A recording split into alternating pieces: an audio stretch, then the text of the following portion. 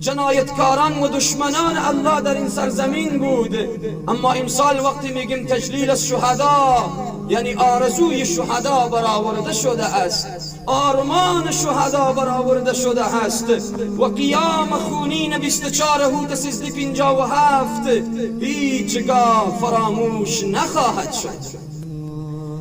شهدای 24 هوت، تمام شهدای امت اسلامی به گردن ما و شما حق دارند. ما مدیون خون شهدا هستیم. اگر امنیت داریم، اگر آرامش داریم، اگر اقتصاد داریم، اگر عبادت داریم، اگر دین و قرآن داریم، همه از برکت خون شهدا می باشد. ما مدیون خون شهدای خود هستیم. ما مدیون کمر خمیده پدر شهید هستیم. ما مدیون جگر سوخته مادرانی هستیم که هنوز چشم در انتظار فرزند خود هستند. ما مدیون جگرهای سوخته هستیم و آنها را فراموش نمی کنیم. 45مین سال روز قیام خونین 24 هوت می باشد. شاید بعضی ها بگویند که چرا چنین قیامی برپا شد؟ قبلا تذکر داده شد، وضاحت داده شد. من هم نکته را بیان می کنم. ای نسل آینده، قیام 24 هوت میدانید چرا برپا شد؟ روسیه هنوز به کشور نیامده بود.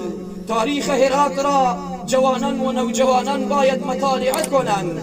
روسیه و جماهیر شوروی هنوز به کشور ما و شما حمله نکرده بود که قیام 24 هوت برپا شده. میدانید چرا؟ به خاطر که غلام ها و او بردگان و بندگان روسیه زمین سازی کرده بودند و میخواستند که چکار کنند؟ کار دین و دنیای این ملت را تباه بگردانند. از مساجد و مکاتب شروع کرده بودند. میخواستند که مساجد ما و شما را به سینما تبدیل کنند و میخواستند مکاتب ما و شما را به خانه های فساد تبدیل کنند. اما کور خانده بودند که این ملت از نسل کسانی است که انگلیس را به زانو در آورد.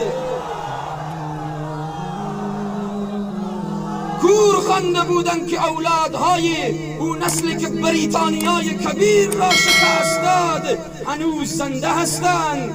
کور خانده بودند که این ملت افغانستان ملت با ایمان، ملت مجاهد خیز، ملت قهرمان، ملتی که جان و مال خود را فدای دین و عقیده خود کرده است. کور